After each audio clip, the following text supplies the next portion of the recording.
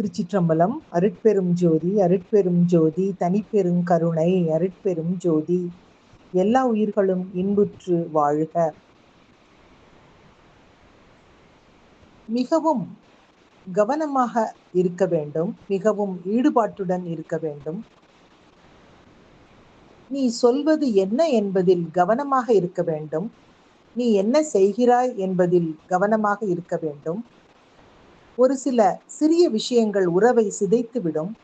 ஒரு சில சிறிய விஷயங்கள் உறவை மிகவும் அழகாக்கிவிடும்.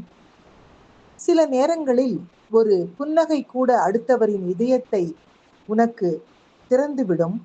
சில நேரங்களில் உன்னுடைய கண்களில் இருக்கும் ஒரு தவறான பார்வை கூட அடுத்தவரின் இதயத்தை மூடிவிடும். இதுதான் மிக மென்மையான செயல்பாடு. இது ஒரு கலை. ஒரு ஓவியன் வண்ணத்திரையில் எவ்வளவு கவனமாக வரைவானோ அதை போலத்தான் இதுவும் ஒரு கோடு கூட வித்தியாசத்தை உண்டாக்கிவிடும். ஒரு உண்மையான ஓவியனால் ஒரு சிறிய கோட்டின் மூலம் மிகப்பெரிய வித்தியாசத்தை கொண்டு வர முடியும். வாழ்க்கையை மிகவும் கவனத்துடன் மிகவும் மென்மையாக நுணுக்கமாக கற்றுக்கொள்ள வேண்டும். அதனால் மற்றவர்களுடன் நாம் தொடர்பு கொள்வது என்பது ஒரு கண்ணாடி போல. நீ என்ன செய்கிறாய், அதை எப்படி செய்கிறாய், என்ன நிகழ்கிறது என்று பார். அடுத்தவர்களுக்கு என்ன நிகழ்கிறது? நீ அவர்களது வாழ்க்கையை துயரமானதாக மாற்றுகிறாயா? நீ அவர்களுக்கு வலி கொடுக்கிறாயா?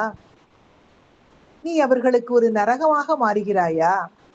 அப்படி என்றால் விலகிவிடு. உன் வழியை மாற்றிக்கொள். உன்னை சுற்றி வாழ்க்கையை அழகாக்கு.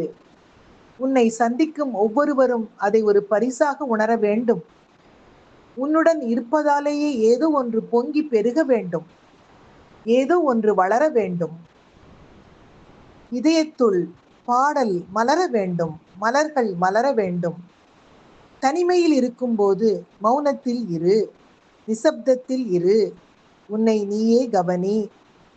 எப்படி பறவைக்கு இரண்டு சிறகுகள் இருக்கிறதோ அதுபோல அன்பும் தியானமும் உனது 2 சிறகுகள் ஆகட்டும்.